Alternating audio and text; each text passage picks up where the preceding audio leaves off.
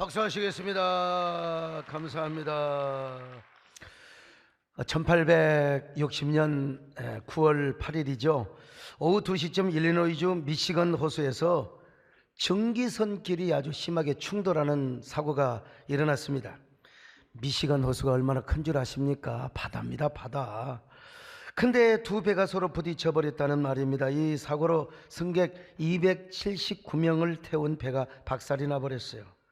그래서 구명정에 올랐던 소수의 사람 빼놓고는 사람 다 죽었습니다. 승무원까지 다 죽었어요. 근데 그날 밤 근처 대학 기숙사에서 자고 있었던 노스웨스턴 대학의 학생 에드워드 스펜서는 물에 빠져 죽는 사람들의 비명소리가 호숫가에서 막 들리는 거예요. 그래서 그가 잘하는 게 수영이었어요. 6시간 동안 아주 부지런히 헤엄을 치면서 구조활동을 벌여서 17명을 구출시켰습니다. 17명의 생명을 구했어요. 위험을 무릅쓰고 한 명씩 구조했던 그의 몸은 체력이 바닥이 나게 되었습니다. 그래서 파손된 배의 날카로운 잔해에 몸이 상처가 나서 마침내 그냥 바닷가에 쓰러졌습니다. 병원에서 정신을 차리고 깨어난 후 그의 역사적인 행동, 영웅적 행동은 미국 전역에 대서특필로 다뤄졌습니다. 유명한 사람이 되었죠. 그의 모교 노스웨스턴 대학은 체육관에서 그에게 상패를 수여하고 도서관에다가 영구적으로 그의 공적을, 그의 선행을 기억하여 지금 기념하고 있습니다. 하지만 그의 감동적인 이야기 속에는 두 개의 슬픈 각주가 아주 애석하게 달렸습니다. 첫째는 뭐냐? 그가 너무 심한 부상을 당하여 평생을 휠체어를 의지하며 살아야 했다는 것입니다. 휠체어를 의지하는 삶을 살았어요. 또 하나, 그로부터 구출받은 17명 중 훗날 단 한 사람도 저를 구해 주셔서 감사합니다.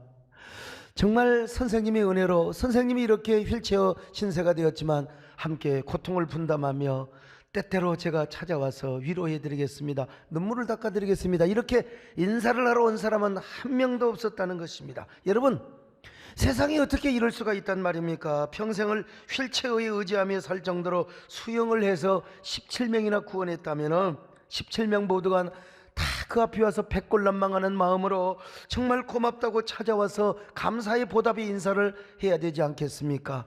그 해에, 그리고 그 죽다 살아 구원받은 그때쯤 와서 여러분 인사를 하는 것이 그게 사람의 도의가 아니고 무엇이겠습니까? 그런데 그들은 모두가 감사를 다 잊어버리고 말았다는 사실입니다.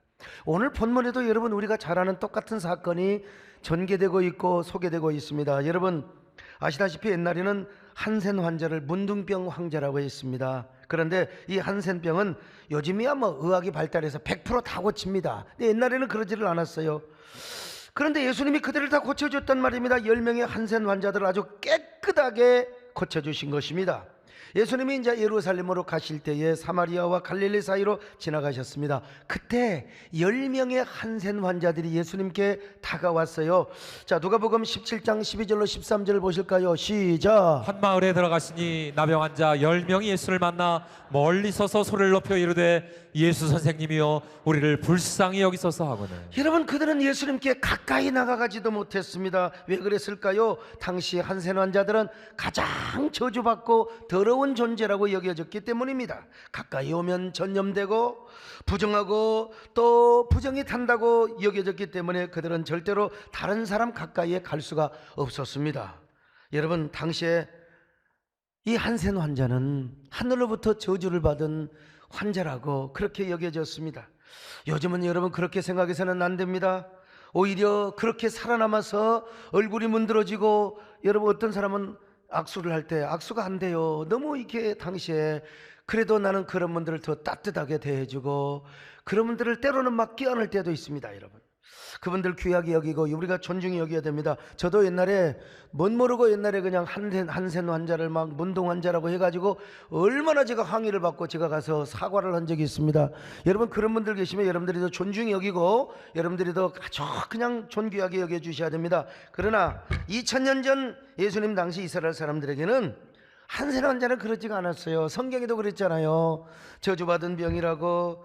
당시에는 한센병이 치료되는 일이 없었어요. 그러니까 아예 그냥 방법이 없으니까 집에서 막 쫓겨났어요.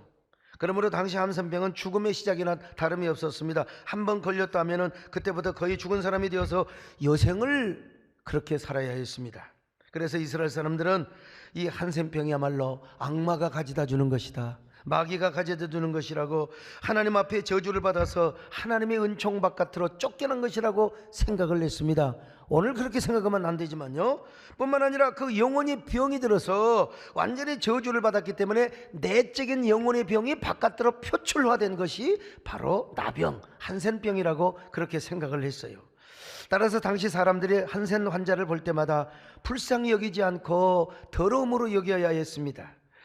그래서 일단 한센병에 걸리면 아무리 사랑하는 남편이나 아내나 사랑하는 자녀라 할지라도, 부모라 할지라도 진 밖으로 쫓겨나야 했어요. 동네 바깥으로 쫓겨났어요. 구약의 율법에 의하면 반드시 한센 환자는 격리되어서 진 밖으로 쫓겨납니다.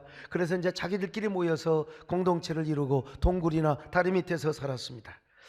당시 미시나에 의하면 아무리 피를 나눈 친족이라 할지라도 한센 환자와 이야기를 하기 위해서는 적어도 4규빗이 떨어져야 돼요. 4규빗이 이 45cm에서 50cm니까 한 2m 정도 떨어져서, 왜 혹시 이야기하다가도 엎어지면은 서로 몸이 부딪히지 않도록 하기 위해서입니다. 그리고 한센 환자를 만나더라도 바람을 등지고 만나야 했습니다. 이 바람을 통해서 균이 옮겨간다고 생각했어요. 그래서 만일 바람이 한센 환자 쪽에서 불어오는 경우는 100규빗, 다시 말하면 45m에서 50m 정도 떨어져서 이야기를 해야 됐습니다. 가령 저 뒤에서 어이 그 조는 사람 일어나!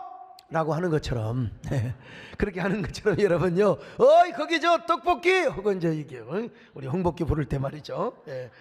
자, 만약에 율법을 어기면은 한센병 환자들은 돌에 맞아 죽을 수밖에 없었던 거예요. 이렇게 이 사람들은 하나님의 공동체로부터 전적으로 단절이 되었어요. 분리가 되어 있었습니다. 그러니까 하나님의 성전에 들어가겠습니까? 아니, 가정에서 쫓겨난 이후로는요, 가정도 못 들어가요. 어떻게 은밀한 동굴, 캄캄한 동굴에서 살아가는 사람이 성전에 들어갑니까? 그러면 뭐 그냥 돌이 맞아 죽는 거지요. 이따금 동네에 이제 뭐 여러분 동냥하러 가지 않습니까? 막 그런 사람 막 그냥 돌을 던진다니까요. 완전히 가족으로부터 단절이 되어서 굴 속에 혹시 사랑하는 가족이 음식을 갖다 준다 하더라도 그 음식을 던져야 돼. 아니면 긴 장대에다 매가지고 갖다가 이제 준다든지, 얼마나 여러분 비참합니까? 배너라는 영화를 보면요, 사실 그런 장면이 나오지 않습니까? 동굴 안에 살기 때문에 만나지도 못하고 음식을 동굴 속에다가 던져 주었습니다. 만약에 길거리를 오면은 건강한 사람들은 그들에게 돌을 던져야 했습니다. 그래서 당시에는 돌에 맞아 죽은 한센병 환자가 있었어요. 여러분, 얼마나 불쌍하고 불행한 시대였습니까? 근데 우리나라에서도 마찬가지였습니다. 제가 어린 시절만 해도 한센병 환자가 동구 밖이라도 나타나면 막 동네 사람들이 에이 우리한테 가까이 오냐고 막 돌을 던졌습니다. 그리고 아이들은 무조건 도망가라고 그랬어요. 옛날 한센 환자가 애들을 잡아먹는다고 생각했어요. 그거 사실 거짓말일 거예요. 어린 아이들의 심장을 빼먹고 간을 빼먹으면은 이제 한센병이 낫는다고 그런 속설이 있었어요. 그러니까 이제 혹시 옮길까 싶어서 이제 애들한테 겁을 줬던 것이겠죠. 그래서 한센 환자들은 저 다리 밑에서 몇 명 모여 살기도 하고, 근데 나중에는 그들을 잡아다가 이제 강제로 이제 이송을 시켰습니다. 수용을 시켜놓은 곳이 있어요. 우리 고향에도 남원 산성이라고 하는 곳이 있는데 거기에 이제 군락이 있어요. 참 불행한 시대였지요. 특별히 우리나라에서 가장 큰 한센병 환자 집단 수용소가 있었는데 그게 어디죠? 제주도라고요? 제주도라고 생각하는 사람이 여러분, 설악도라고 하는 것이요. 설악도요. 제가 언젠가 설악도는 이제 고흥인데 우리 이동섭 장로님이 잘 아실 거예요. 제가 설악도를 몇 번 다녀왔습니다. 설악도는 참으로 조그마한 아름다운 섬입니다. 그런데 일제시대부터 모든 한센 환자들을 잡아다가 거기다가 수용을 시켜놨습니다. 근데 거기에 한 번 들어가면은 영원히 나올 수가 없습니다. 한센 환자 가운데는 여러분 낯선 사람도 있을 거 아니에요. 거기 설악도 가서요, 그러면 낯으면 나와야 되는데 나사도 안 보내주는 거예요. 나사도 거기다가 수용을 시켜요, 강제로. 그러니까 고향에 가고 싶어도 가지 못하고, 어머니, 사랑하는 아내, 사랑하는 남편, 자녀들 품으로 들어가고 싶어도 가지를 못했다 이 말입니다. 그래서 거기서 살다가 거기서 죽었습니다. 그러니까 하나도 고향에 돌아갈 수가 없어요. 부모 형제를 생각하며. 그래서 여러분, 한하운 씨라고 하는 사람은 바로 이 보리필이라고 하는 시를 썼습니다. 거기 수용시설에서, 설악도에서 보리필이 불며 봄언덕 고향 그리워 피닐리리 피닐리리.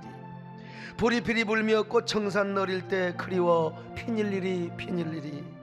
보리필이 불며 인환의 거리 인간사 그리워 피닐리리 피닐리리. 보리필이 울며 방랑의 기사나 눈물의 언덕을 피닐리리 피닐리리. 제가 좀 그 애환은 가득 담겼는데 좀 시성이 좀 부족하다. 그래서 제가 한번 그들을 대신해서 설옥도에서라고 하는 시를 쓴 적이 있어요. 어머니 나의 삶은 무엇입니까? 보리피리를 불며 고향 생각에 눈물, 어머니 생각에 또 눈물. 그 눈물이 흘러 남의 바다를 더욱 짜디짜게 만들고 있습니다. 이젠 팔이 없어 편지도 못 쓰고 발이 없어 가지도 못할 뿐만 아니라 문드러져 버린 흉한 얼굴로 어머니마저 뵐 자신이 없어집니다. 그러나 어젯밤 꿈속에서 어머니 무덤 앞에 피어있는 연분홍 진달래꽃을 보았습니다. 팔 없는 팔로 달려가 팔 없는 팔로 진달래를 꺾어 그리운 어머니께 드렸지요. 얼마나 참 가슴 아픈 얘기예요. 어머니 나의 삶은 무엇입니까? 내 나이도 나를 외면하고 있는데 그래도 팔 없는 팔로 무릎을 꿇고 팔 없는 팔로 두 손을 모아 제단 앞에서 감사의 눈물을 흘리는 저는 누구입니까? 아무래도 제가 목사니까 크리스찬의 관점에서 제가 이렇게 그 마인드로 시를 쓰는 거죠. 참 가슴 아픈 내용이죠. 그런데 그때는 한센병이 전염될 뿐만 아니라 유전까지 된다고 생각을 했어요. 유전요. 그래서 그 일본 놈들이 거기에 있는 모든 남자들에게 다 단종을 시켜버렸어요. 단종. 쉽게 말하면 거세. 정관 수술을 해버린 거예요. 남자의 정자 씨가 완전히 말라버리도록. 예? 거기서도 남녀가 눈이 맞으면 결혼을 해서 자식 낳고 살 거 아니겠습니까? 그런데 결혼해서 자식을 낳으면 무조건 한센병 걸린 자식이 태어난다고 생각해서 남자들은 무조건 단종을 시켜버렸어요. 거세 정관을 시켜버렸다 이 말이에요. 그러니 자식이라도 낳고 가정생활을 하다가 소록도에 끌려간 사람은 그래도 괜찮아. 자식 품에 가지 못하지만 내 자식이 고향에서 자라고 있어요. 그러니까 여러분 그리움은 있지만 그래도 여러분 참, 근데 이게 20대 10대에 한센병에 걸려가고 끌려온 사람들은 이게 얼마나 애환이 들끓겠습니까? 이미 소록도 와서 병이 나았거나 앞으로 병이 나올 수도 있는 사람들이 장가 한 번도 가지 못하고 시집 한 번도 가지 못하고 단종을 당해버렸으니 말입니다. 여러분 단종대, 지금도 가면 단종대가 있는데요, 저 쇠침대와 돌침대들이 남자들을 강제로 메어놓고 단종을 시켜버렸던 단종대입니다. 내가 왜 저기서 지금 호주머니에 손을 넣고 찍었는지 모르겠어요. 아무튼 지금 일본 사람들 연기한다고 내가 그랬던 것 같은데요.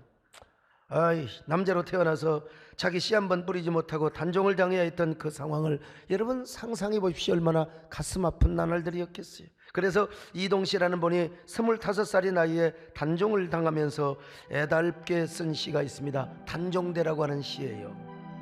그 옛날 나의 사춘기의 꿈을 꾸던 사랑의 꿈은 깨어지고 여기 나의 25세의 젊음을 파멸해가는 수술대 위에서 내 청춘을 통곡하며 누워있노라.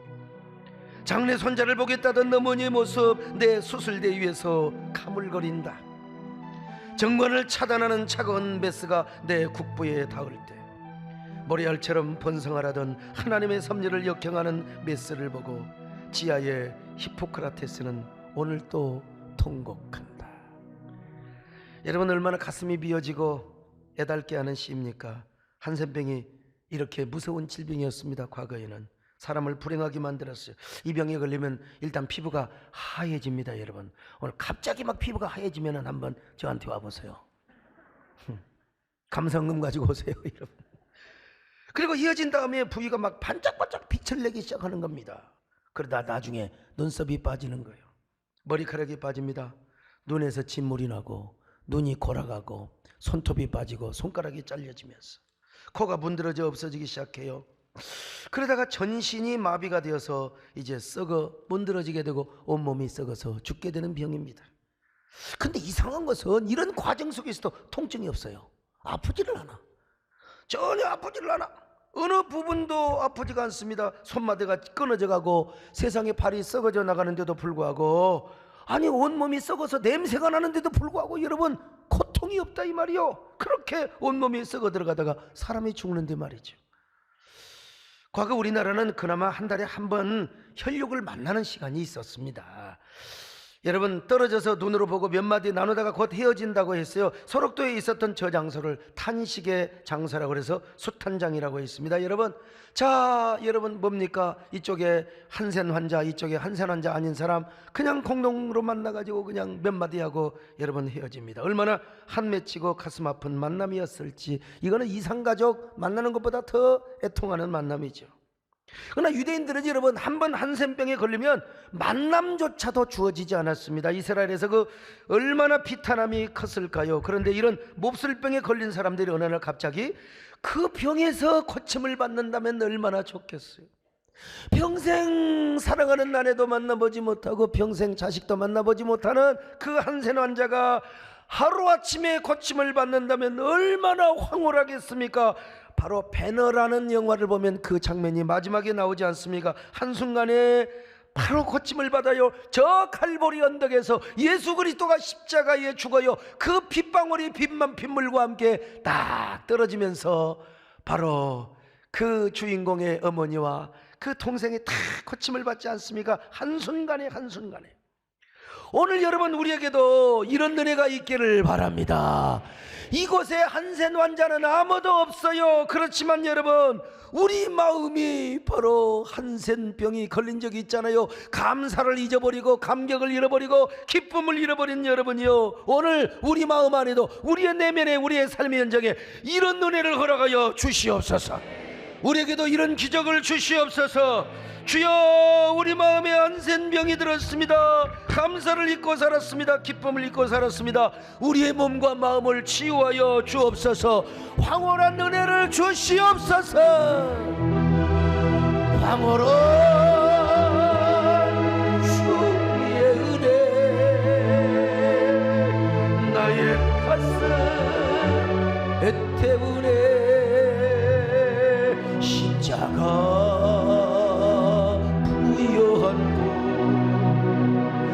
사랑 채운 마음 나의 이웃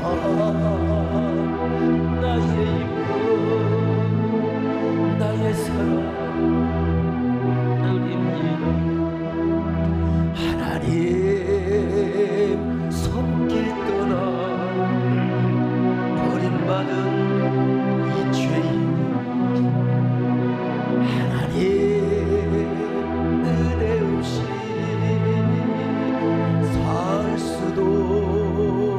없습니다. 죄악과 욕심으로 병들었던 이 내 몸 황홀한 주의 은혜 이제인을 고치셨네. 주여, 이런 은혜가 우리에게 임하게 하여 주시옵소서. 오늘 본문에 이런 사건이 소개되고 있습니다. 본문에 나오는 이 10명의 한센 환자들도 집에서 쫓겨나서 격리된 삶을 살고 있었습니다. 그러던 중에 예수님에 대한 소문을 듣고 예수님께 나왔습니다. 그런데 바람이 예수님 쪽으로 불었던 것 같아요. 그러니까 멀리 오지를 못해요. 가까이 오지를 못하는 거예요. 멀리서 예수님께 부르짖어요. 예수님, 우리에게 은혜를 베풀어 주시옵소서. 우리에게 자비를 베풀어 주옵소서. 우리는 너무나 비참한 삶을 살고 있습니다. 너무나 처참한 삶을 살고 있습니다.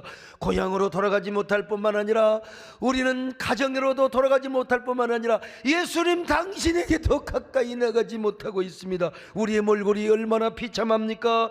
그러나 지금 우리 예수님께서 우리에게 은혜를 베풀어 주시면 됩니다. 비참한 저희들에게 아무리 우리의 상황이 비루하고 남루하다 할지라도 예수님께서 우리에게 자비만 베풀어 주시면 됩니다. 할렐루야. 은혜만 베풀어 주시면 됩니다. 제발 우리를 불쌍히 여겨 주시옵소서. 긍휼히 여겨 주옵소서. 주여, 나의 병든 몸을 지금껏 고쳐주소서. 모든 병을 고쳐주마.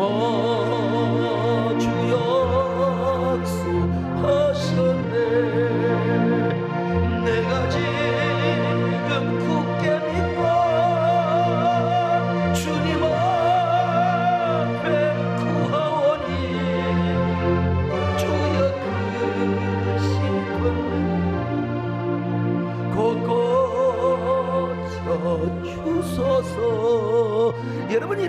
시간에 은혜 받는 비결이 있다겠어요. 아, 성경에 그런 일이 있다더라. 아, 2000년 전에 그런 일이 있어. 아, 그 예수님 좋으신 분이네. 아, 그리고 저분들은 참 예수님을 만났구만. 그렇게 생각하면 별로 은혜가 안 돼. 그냥 설교를 감상하는 거예요.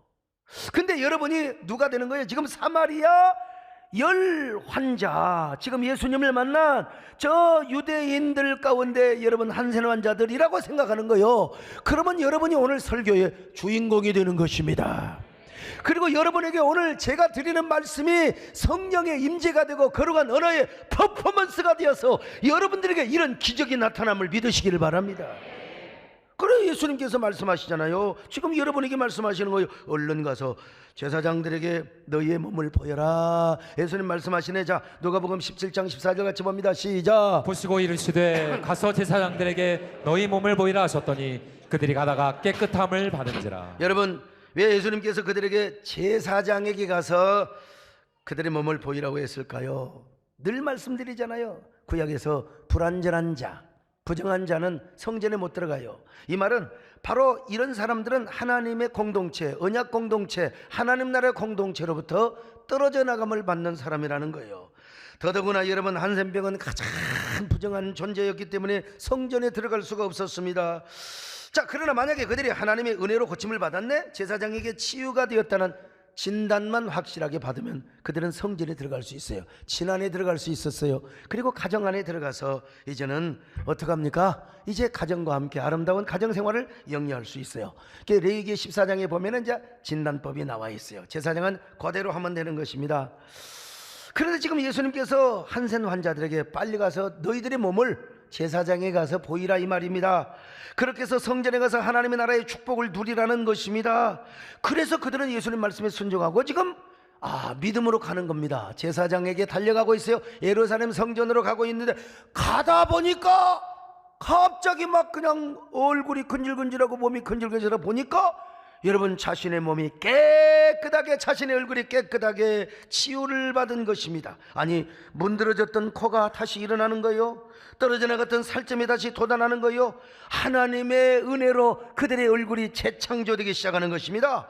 여러분, 세상에 이런 기적이 어디가 있습니까? 이런 은혜가 어디가 있습니까? 그러나 성경을 보십시오. 팩트입니다. 자, 이제 17장 14절 하반절입니다. 시작. 그들이 가다가 깨끗함을 받은지라. 그들이 가다가 깨끗함을 받은 겁니다. 여러분, 가다가 흐물거리던 피부만 원상태로 돌아오는 것이 아니요, 의학적으로 고친 것은 이미 떨어진 건 어쩔 수가 없어요. 그 병이 고침받는 건데 예수님이 고쳐주는 그 병은 이목구비가 깨끗해진 겁니다.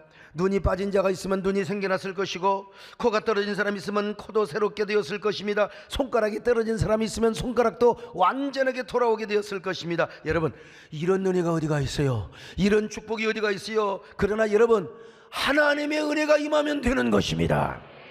여러분, 예수님이 불쌍히 여기기만 하면 되는 것입니다. 여러분, 예수님께서 그들에게 자비만 베풀어 주시면 이래야 되는 것입니다. 그런 것처럼 오늘 여러분에게도 이런 예수님의 자비가 임하시기를 바랍니다.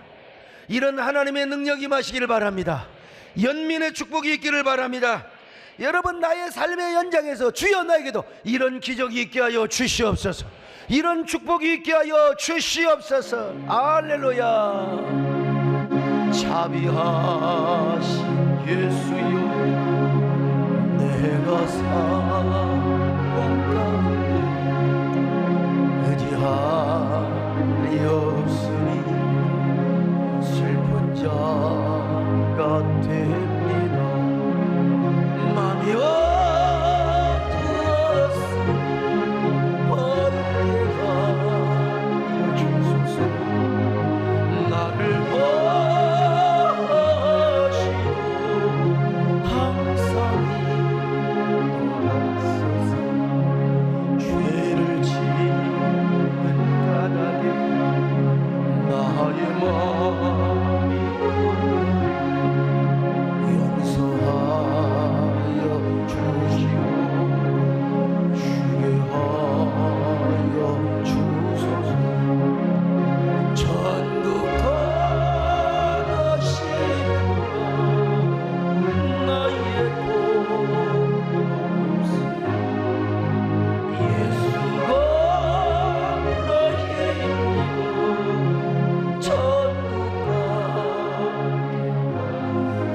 여기서 여러분 아주 중요한 문제가 생겼습니다.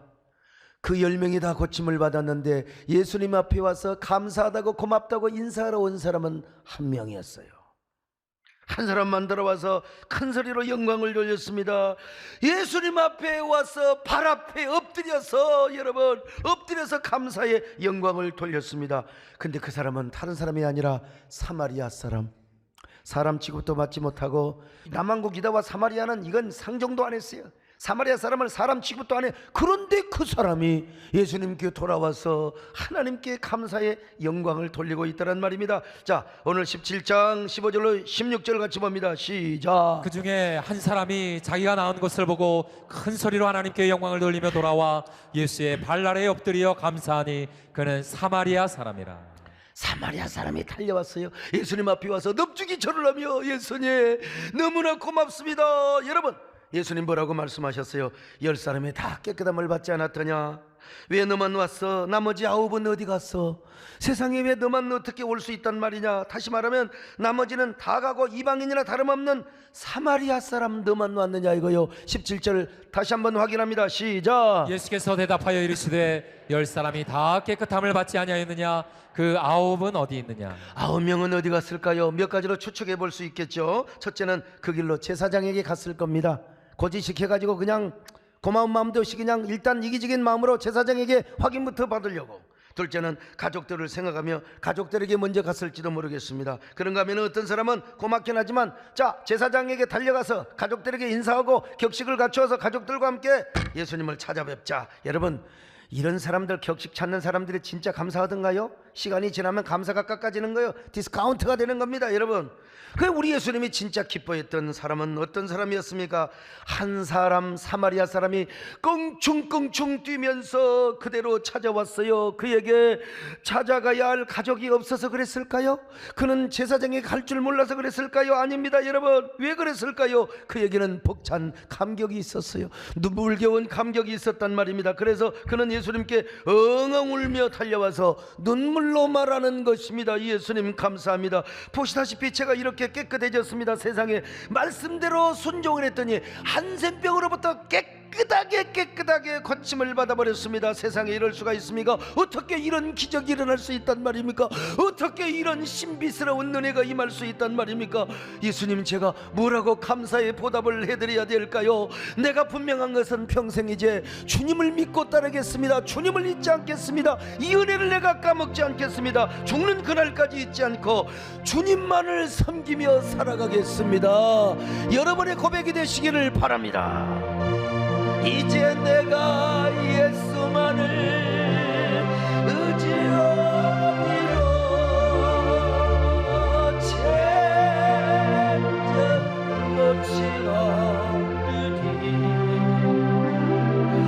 오 주님께서 나를 살리신 전혀 알지 못했던 은혜일세. 이거 옛날에 아주 유명한 노래였는데요. 오 주님께서 나를 살리셨네. 십자가의 피로 구원하셨네. 오 주님께서 나를 살리셨네. 전혀 알지 못했던 은혜일세. 이제 내가 예수만을 사모리로 진정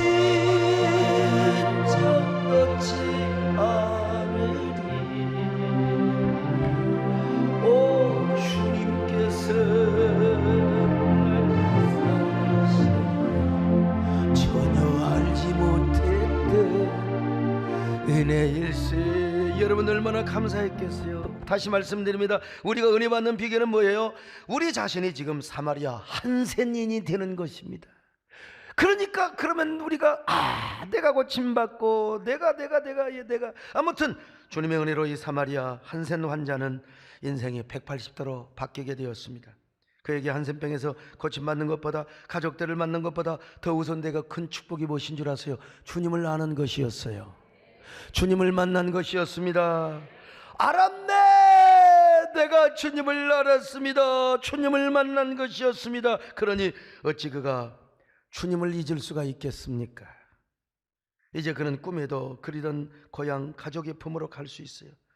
그토록 그리던 자녀들, 그리고 사랑하는 부모님과 아내의 품으로 들어갈 수가 있었어요. 여러분, 얼마나 감격스럽겠습니까? 여러분, 주님의 은혜 가운데 여보 내가 왔어, 내가 왔어. 아들아, 딸아, 아빠가 왔다. 나사렛 예수라는 분을 만나 이렇게 깨끗하게 고침을 받고 왔단다. 얼마나 감사하느냐, 얼마나 감사하느냐. 오 하나님 감사합니다. 오 예수님 감사합니다. 여러분, 이럴 때 부르는 노래가 있잖아요. 한량없는 은혜, 갚을 길 없는 은혜, 내 삶을 내워싼 하나님의 은혜, 나 주저함 없이 주님께 온 것은 나를 치료하신 은혜 때문이에요. 다시 한번 해볼까요? 한량없는 은혜, 갚을 길 없는 은혜, 내 삶을 내워싼 하나님의 은혜,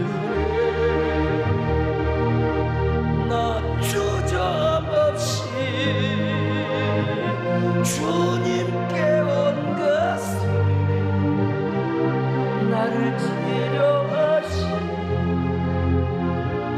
은혜 때문이에요.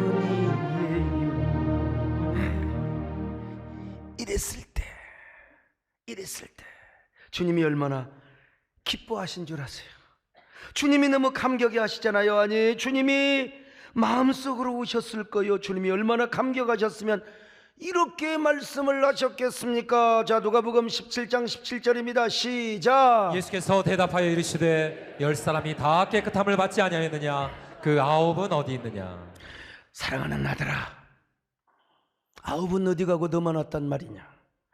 그 9명의 한센 환자들도 깨끗함을 받았다고 기뻐하며 춤을 추었을 텐데 그들은 다 어디로 가고 너만 나에게 왔단 말이냐? 나머지 9명은 도대체 감사가 무엇인지도 모르고 어떻게 해야 될지도 모르는데, 아니 너는 어떻게 감사하는 법을 알았어? 어떻게 너는 감사하는 법을 알았단 말이야? 감사를 어떻게 깨달아? 야, 너의 감사하는 모습을 보니 내 마음이 감격하여 눈물이 나는구나. 너야말로 내 마음 안에 눈물의 강을 흐르게 하고 있구나. 그래, 잘 왔어. 건강하게 살아. 그래, 나도 너를 축복할 거야. 주님이 그렇게 말씀하지 않으셨겠어요? 아마 예수님은 틀림없이 여기서 눈물을 흘리셨을 거예요. 너무 감격하여 마음으로 울고 또 우셨을 것입니다. 예수님도 육신으로 오셔서 감정 표현은 우리와 똑같아요. 죄만 없을 뿐이지. 항상 사람은 우리 몸이 도저히 주체할 수 없는 기쁨과 감격이 가득할 때 오히려 도리어 우리 신체적으로는 부정적인 반응 현상이 나타나요. 그게 바로 우는 거예요. 너무 좋으면 울어요. 너무 좋으면 울어요. 너무 좋으면. 우리 남진 장로님 옛날에 MBC 가수 가요 대상회 할 때 울었나 그때? 아무튼 울으셨나 모르겠어요. 저 푸른 초원이요, 그림 같은 집을. 여러분, 기쁘면 우는 겁니다. 기쁘면. 제가 알기로요, 남진 장로님 3번인가 4번인가를 하셨어요. MBC 가요 3번인가요? 이미자 2번인가요? 네. 나훈아 씨는 한 번도, 미안하지만 어떻게 참 한 번도 못했던 것 같아요. 조용필 씨가 그래도 4번을 한 거예요. 네. 그러니까 저는요 이런 분하고 상대를 합니다요, 여러분.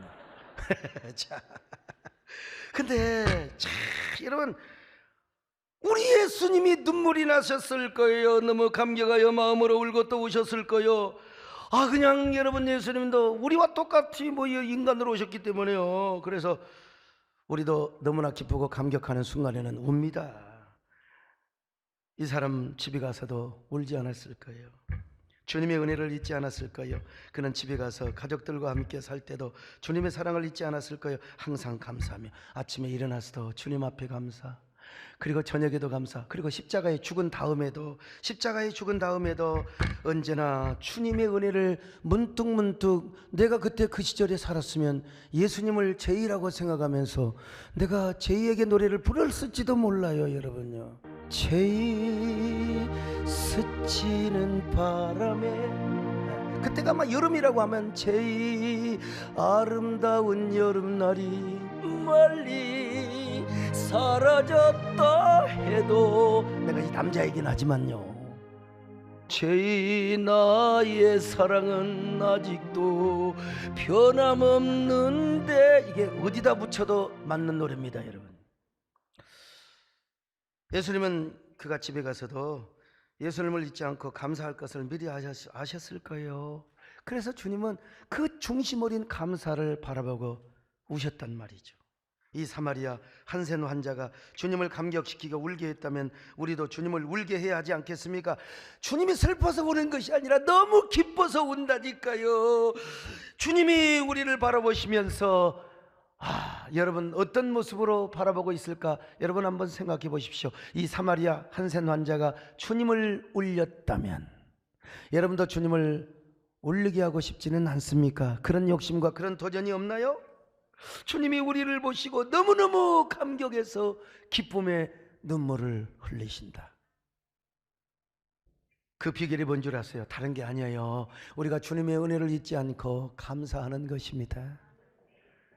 감사를 그냥 하는 것이 아니라 특별하게 감사하는 거예요. 남보다 더 많이 감사하고, 남보다 더 진심으로 감사하고, 정말 이것이 뭐냐? 주님을 감동시키는 감사인 거예요. 그렇게 해서 주님이 우리를 바라보고 우시며 눈물을 흘린다면 여러분 얼마나 행복한 인생입니까? 이런 인생 걱정하지 마세요.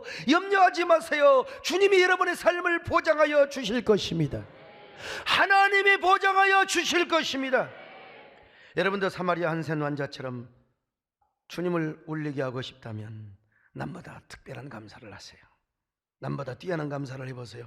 여러분의 감사가, 오늘 추수감사주일인데 내가 듣고 보니까 감사가 미흡하다. 여러분 다시 도전하세요. 여러분의 감사를 표현해보세요. 여러분의 진정한 녹합을 깨뜨려 보세요. 여러분의 감사의 고백과 헌신을 받으시고 주님이 기뻐하실 거예요. 아까 내가 기도한 것처럼 진짜 숨 쉬고 있다는 거, 그리고 침이라도 삼킬 수 있다는 거, 그리고 여러분 우리의 손과 발을 쓰면서 교회에 온다는 거, 얼마나 여러분 감사합니까? 귀가 있는 사람은 깨달으시기를 바랍니다. 특별한 감사의 주인공이 되시기를 주의 이름으로 축원합니다. 하나님 아버지 고맙습니다. 우리 모두 이런 감사의 주인공들이 되게 하여 주시옵소서. 축복하여 주시옵소서. 예수님의 이름으로 기도 올려옵나이다. 아멘.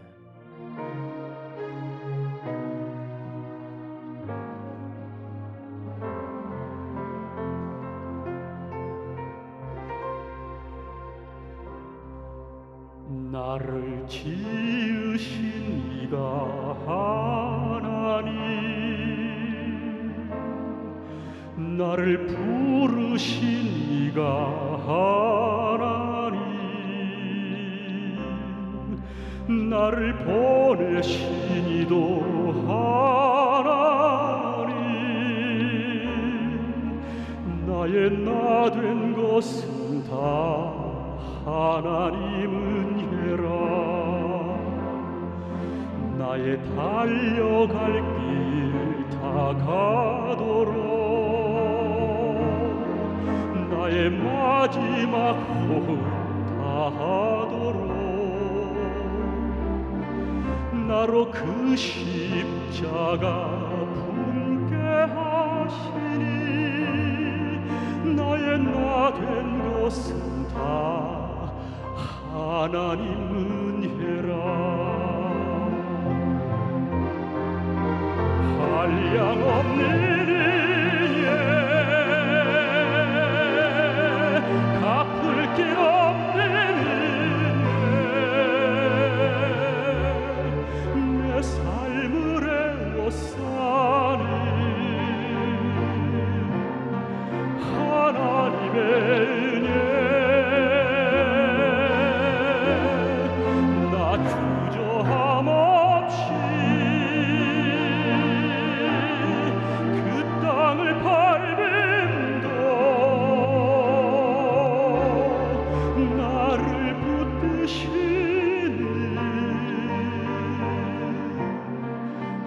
하나님의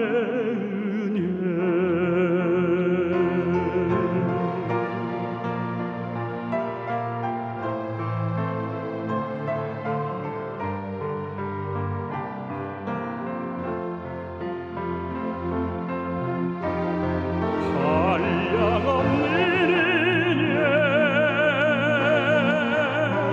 갚을 길 없는 은혜 내 삶을 애워싸니 하나님의 은혜 나 조저함 없이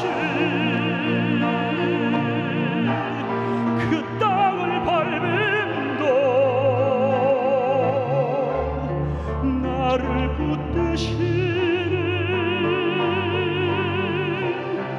하나님의 은혜 나를 붙드시는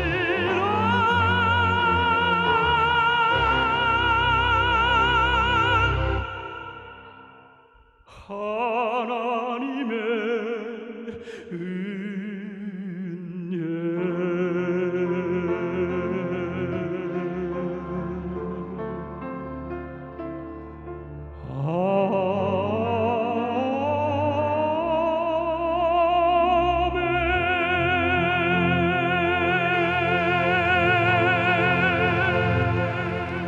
할렐루야.